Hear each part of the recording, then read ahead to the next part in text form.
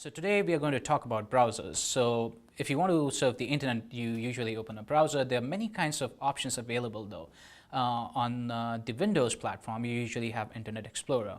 On Macintosh, you usually have Safari. However, there's a third option that you can explore, which is Mozilla Firefox. This is available both for Windows and for Macintosh. It's also available on Linux. It's a free download. You can just Google Mozilla Firefox and it'll take you to the website and you can download the software from there.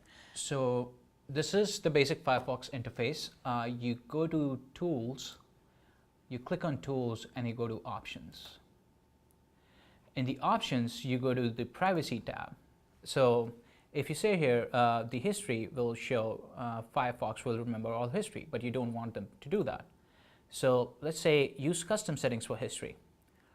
When you do that, you see a bunch of other options suddenly appeared.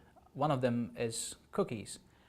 You want to disable this, and you want to disable accept cookies from sites.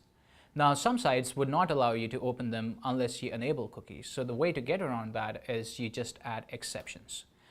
Make sure that you really need to add those exceptions before you actually decide to do that. The alternate way of going about that is that you just enable the cookie when you want to visit the website and then disable it again. So here it is, your cookies have been disabled. The other thing you want to do is if you go over to the security tab, there's some options here. The first one is warn me when sites try to install add-ons. This is something that you want to enable because a lot of times you'll go to websites and they'll have some kinds of viruses or malware on the website that will try to automatically install on your computer, and you want to know when that's happening. If you enable this option, you'll get to know about that. The other thing that we want to know about is, so if you go to a website, how do you know if you can trust that website? So if you go to say your bank's website, you don't know if it's actually your bank's website or if it's a website that actually just looks exactly like your bank's website. The way to get around it is something called Web of Trust. So let's look at what Web of Trust is.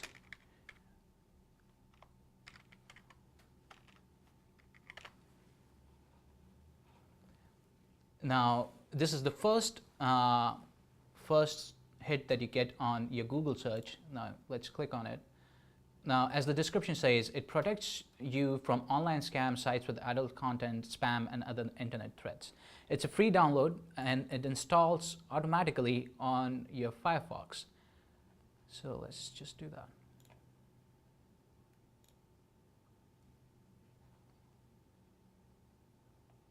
Click on install.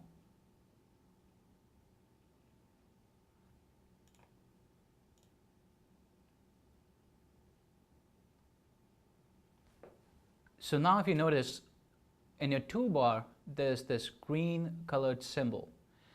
This green colored symbol is basically from the Web of Trust plugin that you just installed. This symbol will tell you whether you want to trust the website or not. If it's green, it's safe. If it's red, it's not.